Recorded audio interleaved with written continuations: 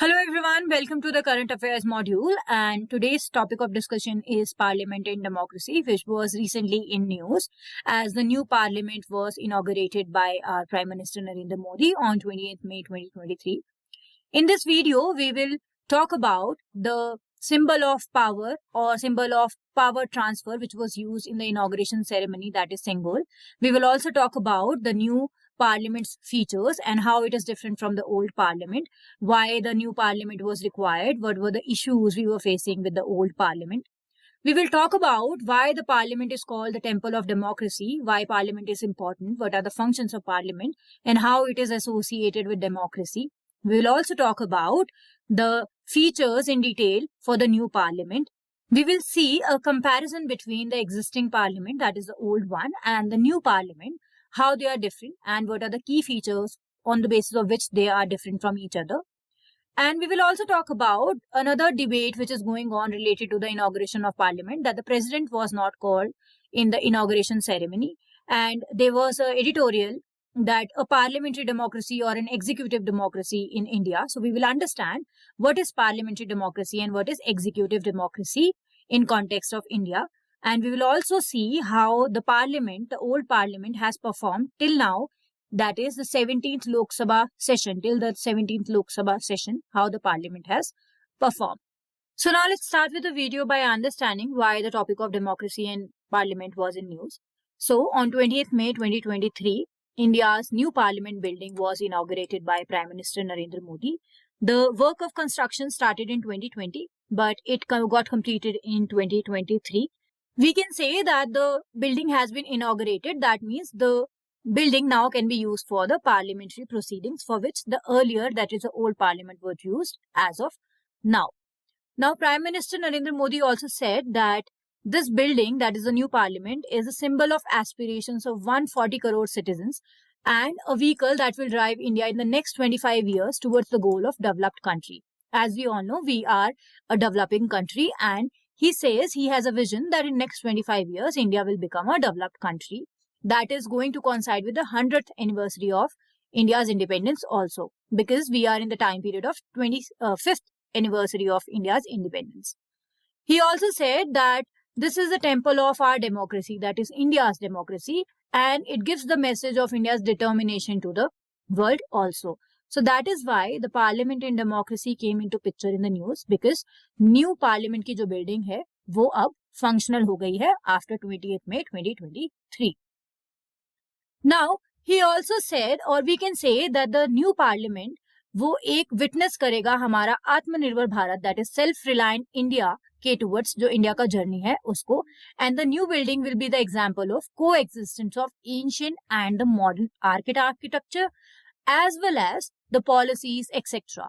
So it is mixture of ancient as well as modern time period, because in the building, when you see the building, it has accommodated both the art, architecture, work, themes, etc. of the ancient times as well as the modern time. That is, the word coexistence has been used here.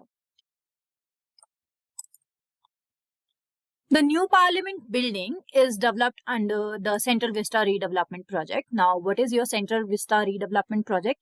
It is a project which is aiming towards revamping the Central Vista area, that is the Indian Central Administrative Area, which is located nearby your Raisina Hill. And we can say that the Central Vista of New Delhi, it comprises of your Rashtrapati Bhavan, Parliament House, North and South Block, India Gate, National Archives are all part of your Central Vista Redevelopment project. Now, when your Prime Minister inaugurated the Parliament and he placed Sengol as the symbol of power transfer to India from British in this inauguration ceremony. Now, let's understand what is this Sengol.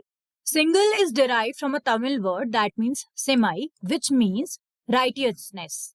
Now, it is made of gold and it was carried by the emperor during the ceremonial occasions to represent their authority in Chola Empire. So this was a tradition of Chola Empire which has been followed in the inauguration ceremony of new parliament. So it was handed over by one king to another, and this was handed over as a mark of succession or legitimacy. सो ये जो tradition हमने inauguration में follow किया है, basically हमने चोला empire में जो tradition follow होता था, एक राजा दूसरे राजा को देता था as a symbol of power, वो हमने फॉलो किया है इन द इनॉग्रेशन सेरेमनी। अब कुछ एरियाज जहाँ चोला राजा हम रूल करते थे वो होते थे तमिलनाडु के एरियाज या केरला के areas, Karnataka, Andhra Pradesh, Telangana, Orissa, Sri Lanka. And when we talk about Chola empire, 19th to 13th century CE is the time period जब हम चोला एम्पायर का राज्य या एम्पायर कह सकते हैं कि था, टाइम पीरियड ये था।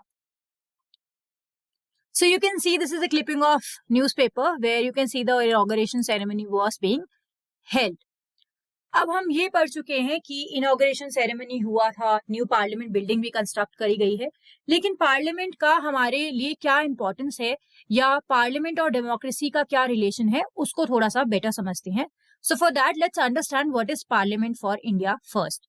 So after 1947, that is after independence, Indian parliament was created and what it represents the expression of faith that the people of India have in the principle of democracy.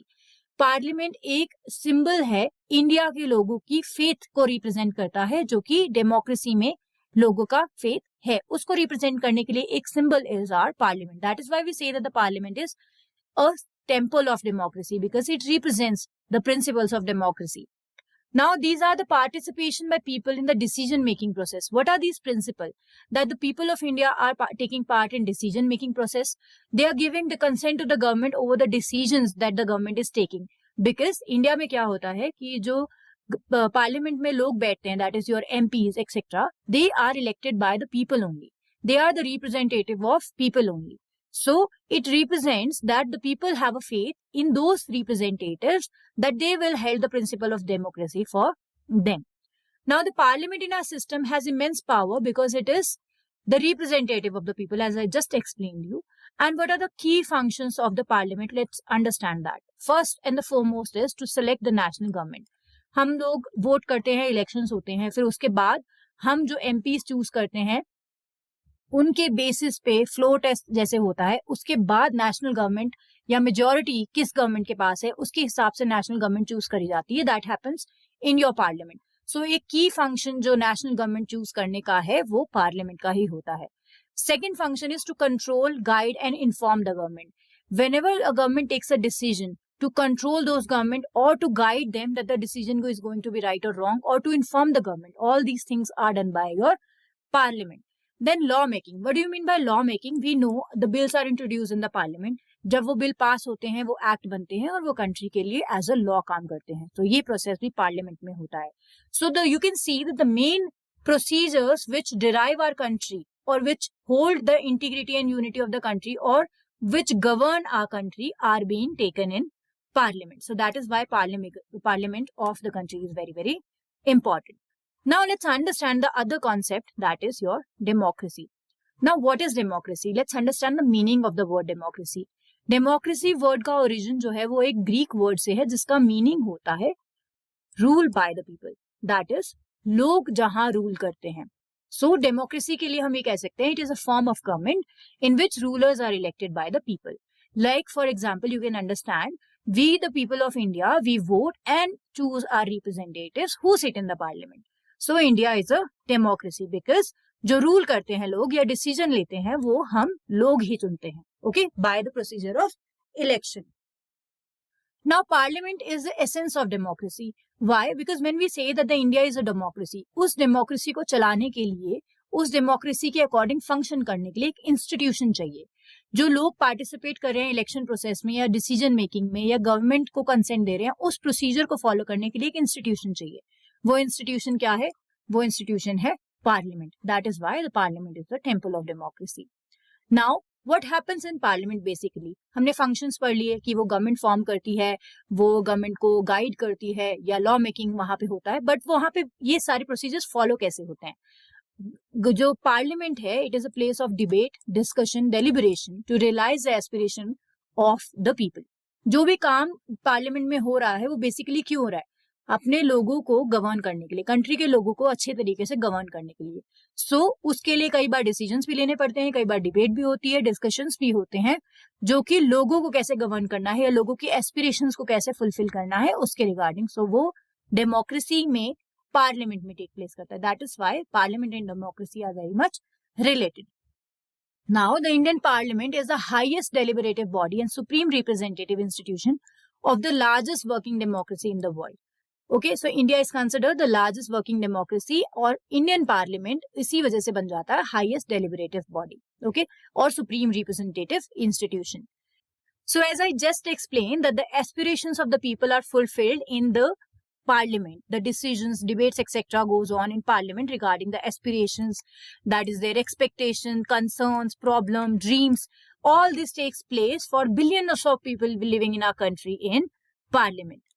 So we can say that it is in this temple of democracy that the members of two houses of the parliament in India, that is Lok Sabha and Rajya Sabha, keep the executive accountable at all the times. That is, the executive members are always accountable to the legislature forever for whatever programs, policies they are making for the national welfare. Okay, so we can say that the parliament and democracy are very well connected, and they are two parts of the governance system which go hand in hand.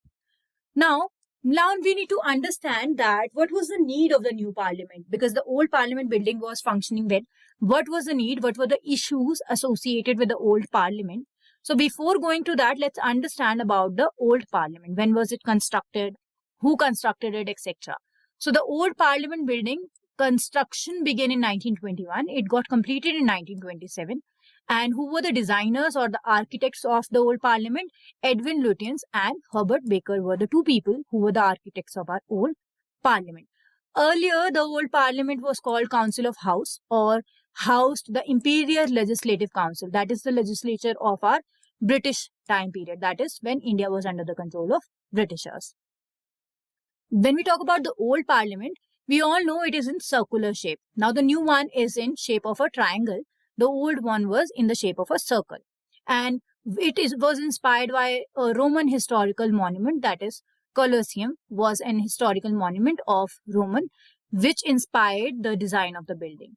Now a few elements of Indian architecture such as jalis, chhatris, etc. were also added because it is going to be in Indian parliament. So incorporation of Roman influence and Indian influence both can be seen in the old building. Now we need to understand why there was a need for a new parliament. Because when we talk about the old parliament, space issues were there. Then inadequate office spaces were there, because पुरानी parliament में बीच में divisions करके या small areas को भी offices बनाया गया था, जिसकी वजह से पुरानी पार्लियामेंट थोड़ी कंजस्टेड थी. इंफ्रास्ट्रक्चर डिस्ट्रेस था. क्यों था? क्योंकि बहुत पुरानी बिल्डिंग है. हम एड ऑन कर करके एडहॉक इंफ्रास्ट्रक्चर लगा के बिल्डिंग्स में अकोमोडेट कर रहे थे ज्यादा लोगों को, ज्यादा कैपेसिटी के लिए, क्योंकि कैपेसिटी बिल्डिंग की एक लिमिटेड थी. उस टाइम पे जो सिटिंग अरेंजमेंट सोचा गया था उस हिसाब से उस बिल्डिंग की कैपेसिटी थी. But with time the capacity has been increasing. It requires more capacity, more sitting. For example, one example is that in the old parliament joint sitting के लिए कोई अरेंजमेंट नहीं था. अगर लोकसभा और राज्यसभा को इकट्ठा बैठना है तो सिटिंग अरेंजमेंट में प्रॉब्लम्स आते थे. So infrastructure is another issue. Then concerns of structural safeties are there. Why? Because the place is in Delhi, and when this old parliament was constructed, Delhi was your seismic zone 2. But now, with the time has passed, the area has become a seismic zone 4. That means more dangerous, or it is more prone to earthquakes. But the building's infrastructure is not as per the new earthquake zones. So that is why this is another reason why the new building was required. Now another thing is that outgoing heritage. Okay, so one of the reason was that the old parliament building, when it was built in 1927, it was said it is a heritage grade 1 building. But when the time is going and time is passing on, the building is no longer able to meet the current requirements of be it space, amenities, technologies, etc. So these are the issues with the old parliament. So now let me explain this to you in more detail. So when we talk about more space, it is the old parliament was not designed to accommodate the bicameral legislature, that is both the chambers of the houses.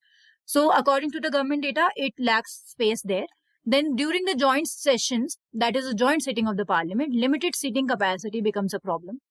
Also, the lack of space for movement poses significant security risks, because when we say that the two houses of the parliament are sitting together and the capacity is not that much, and it is going to pose a risk भगदड़ much सकती है, उस वजह से problem हो सकती है, security reasons भी हो सकते हैं। और 2026 के बाद, because the total number of seats are reserve, that is the Lok Sabha and Rajya Sabha में इतने ही लोग और इतनी ही सीट्स हो सकती हैं, वो 2026 तक के लिए फ्रीज है। उसके बाद हो सकता है वो सब्सटेंशियली इंक्रीज भी हो, तो कैपेसिटी बढ़ाने की भी जरूरत है। As I told you that the old building is heritage grade 1 building, उसका मतलब क्या होता है, let's understand that, कि जो भी बिल्डिंग है, कोई भी बिल्डिंग या फिर जो कि नेशनल और हिस्टोरिक इंपॉर्टेंस की हो, जिसमें कोई एक्सीलेंस हो आर्किटेक्चर स्टाइल में, डिजाइन में, टेक्नोलॉजी में, मटेरियल यूज में, तो उस बिल्डिंग को हम हेरिटेज ग्रेड 1 बिल्डिंग कहते हैं। वो भी किसी भी हिस्टोरिकल इवेंट, पर्सनालिटी, मूवमेंट या इंस्टीट्यूशन के साथ एसोसिएटेड हो सकती है। On this basis only the Indian parliament was also regarded as heritage grade 1 building. Now, because the time is, as per the time is passing on and the demands or the parliamentary activities are increasing over the years, so the old buildings age and limited infrastructure was no longer meeting the requirements. For example, I explained you space, amenities, technologies, etc. were not being fulfilled by the old building. Now, as I explained you that the infrastructure distress is there because many ad hoc constructions have been made into the old parliament, and which is making sure that the construction is becoming more congested, and essential services like water supply, air conditioning, CCTV cameras, this has led to the seepage problems in the old buildings also. So a new building is most required. Communication system was also outdated in the old buildings. Fire safety system, other safety system was also outdated, and they were posing a threat to the people working in the old parliament building. Now, structural safety, as I told you, Delhi is a seismic 2 zone. When it was seismic 2 zone when the old building was built, but now it is seismic zone 4, which requires modern seismic standards to be followed in the new construction. Now, inadequate office spaces. Why we are saying this? Because in the old building, because the space was limited, so inner service corridors, they were converted into offices. What happened because of that was they were poor quality workspaces created, plus the sub-partitions further reduced the limited spaces, and the building was becoming more congested. It was hampering the productivity and the well-being of the employees also. So we can say because of these reasons, a new building was a must. Now let's see what are the features of the new building and how these problems are being addressed by the new building. So with the new building, we can say the capacity has been increased, the space or the place has been utilized to the maximum level, modern technologies have been incorporated, and state-of-art facilities are there, eco-friendly and it is sustainable building has been created, cultural heritage, peacock and lotus flower theme, and inclusivity for all is there. These are the basic features. Now let me explain each of these features in detail to you. So let's come to the first one, that is the increased capacity. Now when we talk about the new building, now the new building can accommodate 888 members of the parliament in Lok Sabha. That is 3 times the current capacity of the Lok Sabha, which was earlier 545. You can say that the new one can accommodate 888 and the old one could accommodate only 545. Similarly, in the Rajya Sabha, the older one could accommodate 245 and the new one can accommodate 384 members.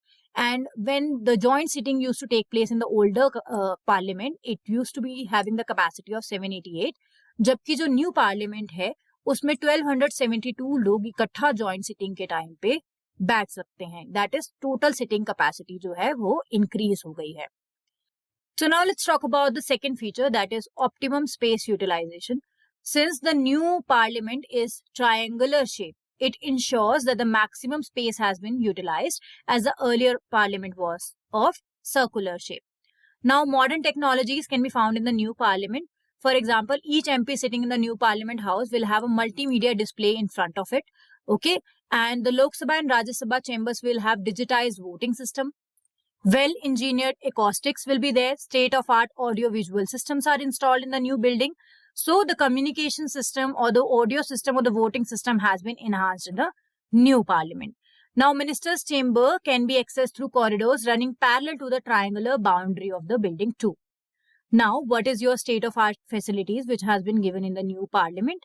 State of art Constitutional Hall is serving as the heart of Indian democracy, which is placing Indian citizens at the center of the governments. And the building, it also offers ultra-modern office spaces which are equipped with cutting-edge communication technology, which promote efficacy also, security also. So you can say security has been enhanced, the efficiency has been enhanced, communication system has been updated. Now, why we are saying that the new building is going to be eco-friendly and sustainable? Because the new Sansad Bhavan, that is the new parliament, it stands as a platinum rated green building that is reflecting India's dedication towards environmental sustainability. And how are we maintaining this? Because जो construction में material use हुआ है, that is eco-friendly. It will also incorporate devices which will save 30% of the electricity. तो electricity burden भी कम होगा, electricity consumption कम होगी. Rain water harvesting systems install किए गए हैं, सोलर पावर जनरेशन के सिस्टम्स इंस्टॉल किए गए हैं, जिससे कि हम प्रमोट कर पाए रिन्यूएबल एनर्जी सोर्सेस को. अब बात करते हैं कल्चरल इंटीग्रेशन जो है न्यू पार्लियामेंट बिल्डिंग कैसे करता है. क्योंकि जो वाइब्रेंट कलर्स हैं या vibrant and diversity of modern India है, जो कि इनकॉर्पोरेट करी गई है, जो भी रीजनल आर्ट्स हैं, क्राफ्ट्स हैं, कल्चरल एलिमेंट्स हैं, जो कि एंशिएंट इंडिया के हैं या हमारी धरोहर जिन्हें कहते हैं, उनको मॉडर्न टाइम इंडिया की वाइब्रेंस एंड डाइवर्सिटी के साथ मिक्स एंड मैच करके आप न्यू पार्लियामेंट बिल्डिंग में देख सकते हैं. नाउ लोकसभा और राज्यसभा जो पार्लियामेंट के दोनों हाउसेस हैं, उसमें डिस्टिंक्ट थीम्स अप्लाई किए गए हैं. लोकसभा जो है national bird that is peacock theme के बेसिस पे बनाया गया है, और राज्यसभा में आप नेशनल फ्लावर यानी कि लोटस थीम ऑब्जर्व कर सकते हैं. इंक्लूसिविटी फॉर ऑल, इसका मतलब क्या है? पहले जो न्यू ओल्ड पार्लियामेंट बिल्डिंग थी उसमें कुछ डिफिकल्टीज आती थी डिफरेंटली एबल्ड इंडिविजुअल्स के लिए. सो न्यू पार्लियामेंट बिल्डिंग में ये ध्यान रखा गया है कि जो प्रायोरिटाइज कर रहे हैं हम दिव्यांग that is differently abled individuals को, कि वो भी एक्सेस कर पाएंगे parliamentary proceedings. It will ensure that the people with disabilities can move freely with in the premises, that is it will ensure the inclusivity and equal participation of all, and it will ensure that everybody has access to parliamentary proceedings. Now let's understand the difference between parliamentary democracy and an executive democracy, because this was also in newspapers. So let's understand that. Now let's understand कि parliamentary democracy या parliamentary system of democracy क्या होता है. जब हम बात करते हैं पार्लियामेंट्री डेमोक्रेसी की, तो हम ये कहते हैं कि जो नॉमिनल एग्जीक्यूटिव है of the state, that is the nominal executive is head of your state and that person is your president. जबकि जो रियल एग्जीक्यूटिव होता है वो प्राइम मिनिस्टर होता है, and he is also the head of the government.